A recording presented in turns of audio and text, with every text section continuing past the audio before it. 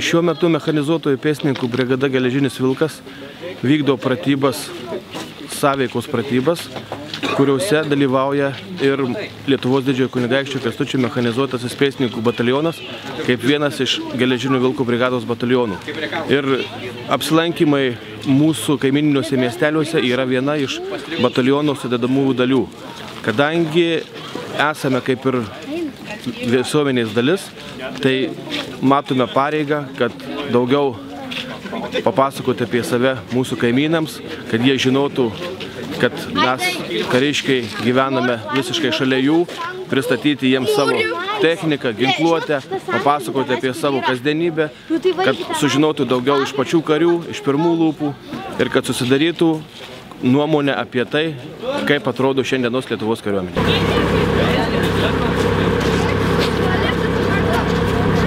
Jaunuosius mūsų bičiulius visuomet daugiausiai domina tas, kas yra apčiuopiama. Pristatymai, ilgos kalbos, kažkokie tai, reiškia, pristatymai per kompiuterinės versijos, iš tikrųjų jiems truputį turbūt pabosta ir mokyklos suolės sėdėdami, todėl jie visuomet nori daugiau arčiau ginklų, arčiau technikos ir kad juos pavažinėt ir visą tai, ką jie pamato, tai jiems iš tikrųjų yra labai įdomu. Ir tikrai, sakyčiau, visą tai, kas yra apčiuopiama, ypatingai vaikinam, ginklai yra, tai jau mūsų turbūt yra vyriška prigimtis.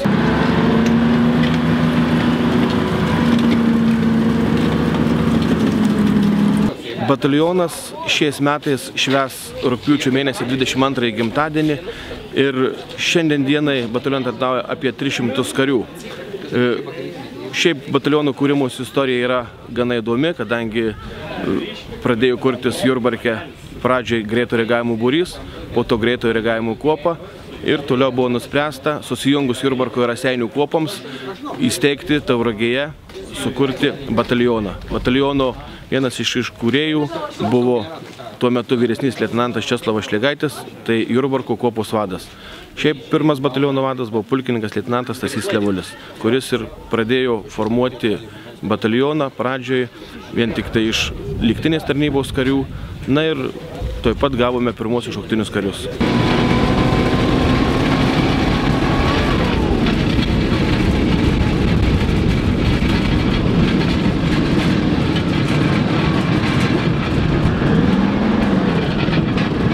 Batalionas, kaip ir mes, aš pats esu iš Jurbarko ir mes pratę manyti, kad vis tik tai gavo pradžią būtent Jurbarke, Jurbarko kuopą.